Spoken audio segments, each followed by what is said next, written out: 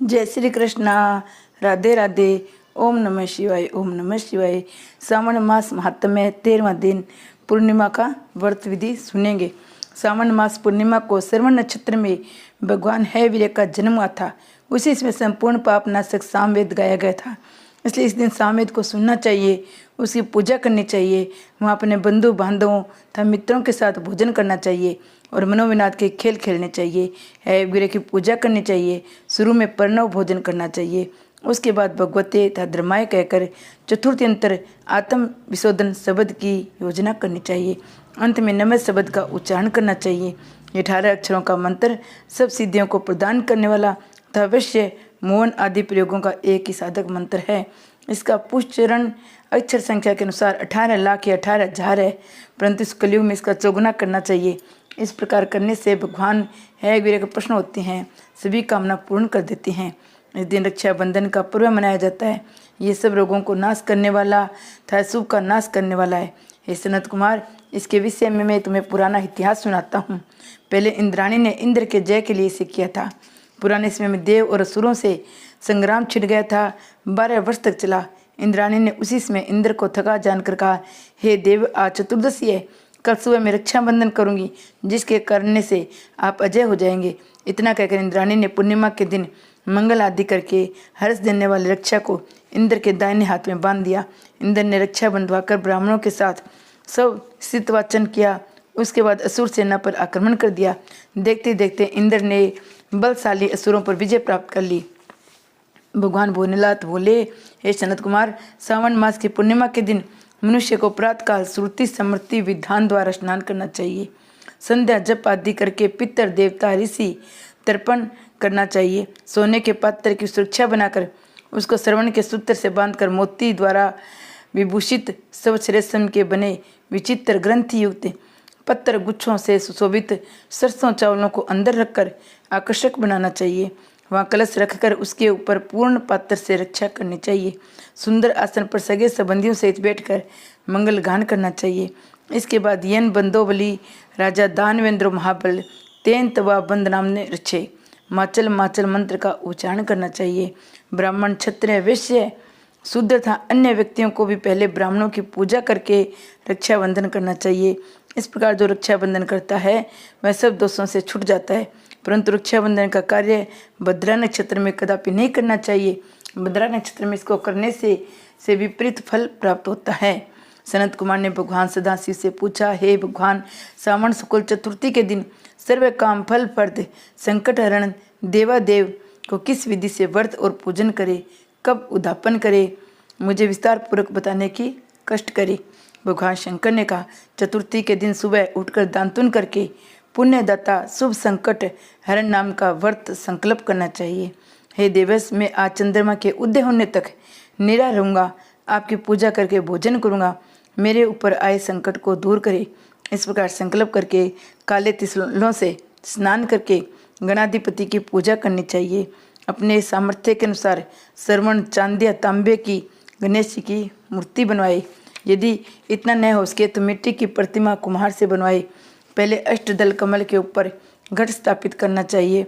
उसमें जल भरकर स्वच्छ वस्त्र से ढक दे। उसके ऊपर प्रतिमा रखकर षोडश उपचार द्वारा वैदिक मंत्रों या तांत्रिक मंत्रों से पूजा करनी चाहिए। शुद्ध घी के तिल का 10 लड्डू बनाए, उनमें से 5 गणेश जी के लिए रखे। भक्ति द्वारा देवता की भांति ब्राह्मणों की पूजा करनी चाहिए और दक्षिणा देकर प्रार्थना करनी चाहिए। आपके निमित्त इन 5 लड्डुओं को फलों को दक्षिणा से दे रहा हूँ, आप इन्हें ग्रहण करें। आपत्ति से मेरा उद्धार करे।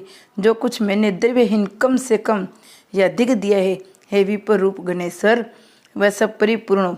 इसके बाद ब्राह्मणों को स्वादिष्ट भोजन कराना चाहिए। चंद्रमा को अर्घ्य देना चाहिए। इस प्रकार विधि पूर्वक व्रत करने वाले पर गणेश जी प्रसन्न होते हैं, मनवांछित फल प्रदान करते हैं। इस व्रत के करने से विद्यार्थी को विद्या, धनवान को धन, पुत्र की विलासा करने वाले को पुत्र की प्राप्त होता है। रोगी को रोग से छुटकारा मिल जाता है। अब मैं तुम्हें पूजा तथा जप के मंत्र बताता हूँ।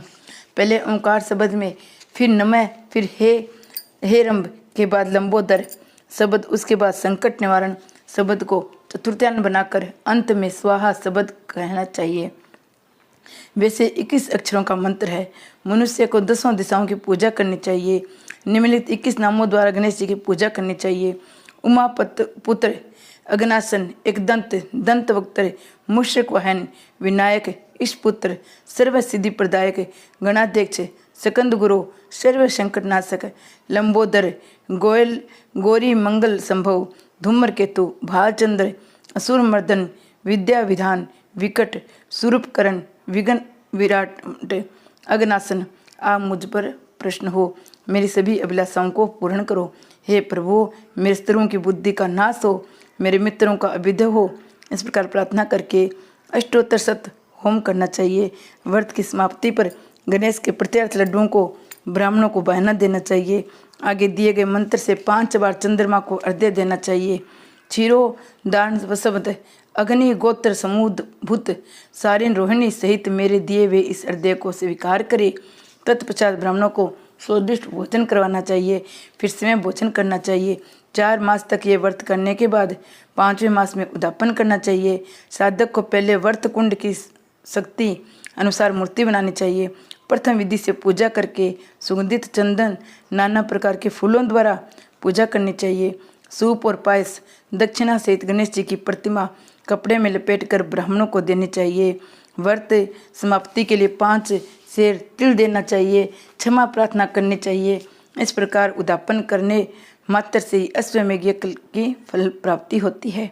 सनत कुमार मेरे कहने से पूर्व पार्वती ने इस व्रत को 4 मास तक संकल्प की प्राप्ति के लिए किया था।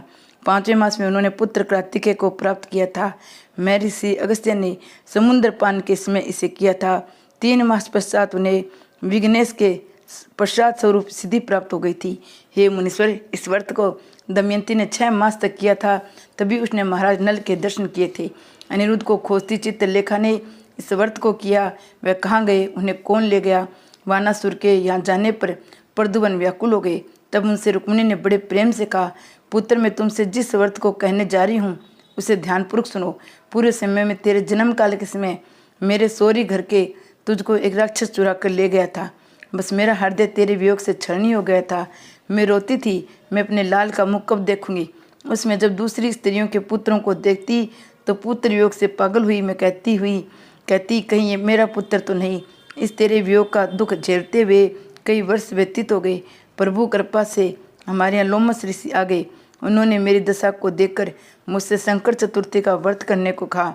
उनके आज्ञा अनुसार मैंने 4 बार यह व्रत किया। व्रत के प्रभाव से तुमने वापस लौटकर संबासुर का वध किया था। अतः यदि तुम भी इस व्रत को करोगे तो अवश्य ही तुम्हारे पुत्र का पता चल जाएगा और घर वापस लौट आएगा। माता के आदेशानुसार प्रद्युम्न ने भी गणेश जी की प्रत्यार्थ विधिवत इस व्रत को किया। तभी नारद जी ने आकर उनको बताया कि अनिरुद्ध बाणासुरपुरी में है। उसी समय प्रद्युम्न बाणासुरपुरी में गए।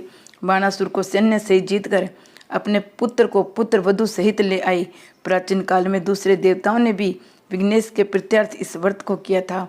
मृत्यु लोक में इस व्रत के समान सिद्धि देने वाला कोई व्रत नहीं है। अधिक कहने से क्या लाभ। इस व्रत का उपदेश नास्तिक और शठ को नहीं देना चाहिए। शिष्य का श्रद्धा युक्त साधु को तुम इसका उपदेश दे सकते हो। हे मामुने, तुम धर्मिष्ठ विघ्न नंदन तथा मेरे प्रिय हो, इसलिए मैंने तुमको इस व्रत का उपदेश दिया है। श्री कृष्ण जन्माष्टमी। भगवान शंकर सनत कुमार से बोले, सावन मास कृष्ण पक्ष की अष्टमी के दिन वर्ष राशि के चंद्रमा में अर्धरात्रि के समय इस योग के आने पर देवकी के गर्भ से भगवान श्री कृष्ण का जन्म हुआ था। परंतु सिंह राशि के सूर्य आने पर इस महोत्सव को मनाना चाहिए। अष्टमी तिथि से पहले सप्तमी के दिन दानतुन करके अलग भोजन करना चाहिए। रात को जितेंद्रिय होकर सो जाना चाहिए। प्रातः होने पर उपवास नियम करे। केवल उपवास द्वारा श्री कृष्ण जन्माष्टमी का पवित्र दिन व्यतीत करना चाहिए। केवल उपवास करने से ही मनुष्य को 7 जन्म के किए गए पापों से छुटकारा मिल जाता है। अष्टमी के दिन तिलों के साथ नदी में स्नान करना चाहिए। शोभन स्थान में देवकी के सूती का घर में बनाकर उसे नाना प्रकार के रंगों के कपड़ों से कलथा फलों से सजाना चाहिए। दीपमाला, पुष्प, चंदन, अगरबत्ती, धूपबत्ती जलाकर वहाँ गोकुल के कृष्ण चरित्र का वर्णन करना चाहिए। वह शब्द, नृत्य, गान आदि से उस दिन को मनाए। 16 उपचार द्वारा देवकी मंत्र से देवकी की पूजा करे।